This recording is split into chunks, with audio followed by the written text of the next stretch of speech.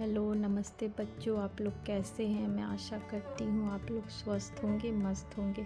आज मैं आपके लिए लेके आई हूँ स्टोरी जो राजस्थान से है। राजस्थान इंडिया में एक स्टेट है जहाँ पे डेज़र्ट है और आपको तो पता होगा। अगर नहीं पता है तो मैं आपको बताना चाहूँगी कि राजस्थान के डेज़र्ट में कैमल, उसको हिंदी में ऊँट बोलते हैं, ऊँट बहुत पाया जाता है। तो ये स्टोरी ऊँट की है, कैमल की है। इस स्टोरी बुक का नाम है घर आया मेरा भोलू। कहानी कविता पुण्यमूर्ति, स्टोरी कविता पुण्यमूर्ति की है। चित्र नीलूफर वाडिया, जो ड्राइंग बनाया है वो किसका है? नीलूफर वाडिया। अनुवाद सुषमा रोशन, जो ट्रांसलेटर है वो सुषमा रोशन की है। आइए देखते हैं इसमें भोलू कौन है। आपको क्या लग रहा है? घर आया मेरा भोलू। बेनी राम दुखी था। वह अभी अभी ऊँटों के मेले में अपने ऊँट भोलू को बेच कर आया था। ओह, सो ये भोलू उस ऊँट का नाम है। अपने छेदों वाले जूतों से रेत झाड़ते झाड़ते वह रुक गया। रेत मतलब सैंड, जो डेजर्ट होता है वो उसमें क्या है? सैंड। यह आवाज कैसी? धप धप धप धप धप धप। वह था भोलू और मेले वाला आदमी। रुक जा! ऊँट को खरीदने वाला चिल्लाया, भोलू के पीछे भागते अपनी पगड़ी को लहराते। सी ही इज रनिंग अवे। अरे भोलिया, बेनीराम चिल्लाया, तू वापस आ गया फिर से? गां! भोलू प्यार से अपने मालिक को चाटने लगा। ऊँट वाला भोलू की रस्सी खींचने लगा। गा आहा! ऊँट ने अपने पैर रेत में गाड़ दिए और ना करते सर हिलाने लगा। He didn't want to go. यह 5वीं बार था कि बिकने के बाद भोलू भागता हुआ घर लौट आया था। बेनी राम ने लंबी सांस छोड़ी। माफ कर दो भाई, उसने आदमी से कहा। यह आपके साथ नहीं जाना चाहता। ये रहे आपके पैसे।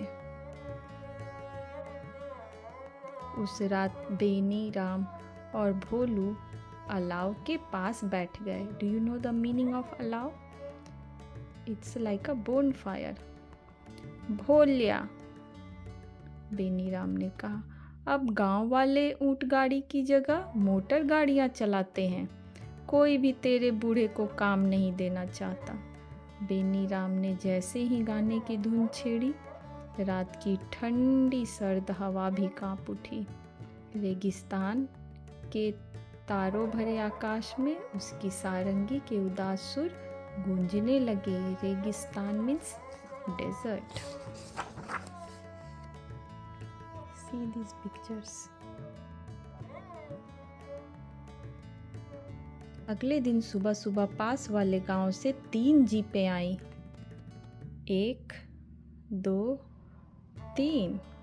रंग बिरंगे कपड़ों में, धूप के चश्मे और टोपियां पहने लोगों को भोलू देखने लगा। Look, he's looking.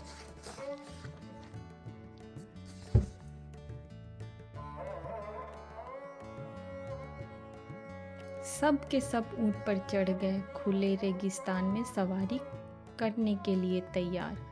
सभी बस एक छोटी बच्ची और उसकी माँ को छोड़कर। मुझे भी ऊँट की सवारी करनी है, बच्ची रोने लगी। टपरी याजी परेशान से दिखे। बस एक ऊँट और होता तो, वह बुदबुदाए। और तभी उनकी नज़र भोलू पर पड़ी। भोलू नीचे झुका। छोटी बच्ची और उसकी माँ भोलू की पीठ पर चढ़ गए। ऊँट का काफिला सुनहरी रेत में दुल्की चाल से आगे बढ़ने लगा।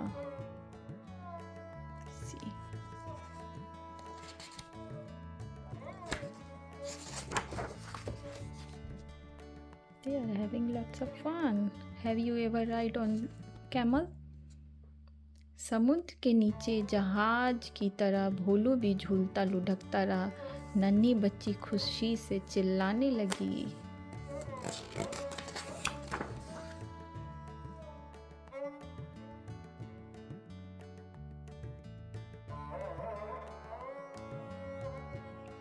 जैसे ही परछाइयाँ लंबी होने लगी, लोगों ने तंबू गाड़े और लालटेनें जला दी।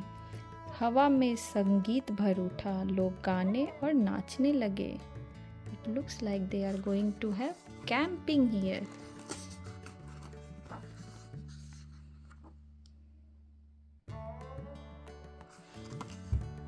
संगीत ने भोलू का दिल भी खुशी से भर उठा।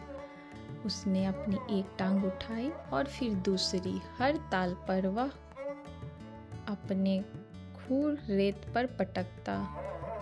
उसकी लंबी गर्दन लय में झूमने लगी। छोटी बच्ची भी भोलू के संग नाचने लगी। सबने तालियां बजाई।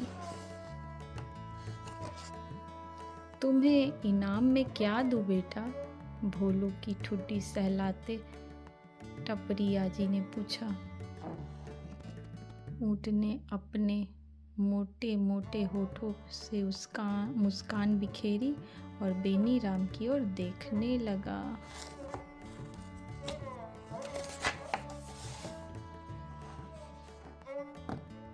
अगले दिन बेनी राम के पास एक नई पगड़ी थी। पगड़ी इज दिस वन। एक नई जैकेट, दिस रेड वन, जिस पर शीशे चमक रहे थे, ग्लास वर्क। नई नोकदार मोजड़ियाँ, दी शूज आर कॉल्ड मोजड़ियाँ। और नई नौकरी। Do you like this story?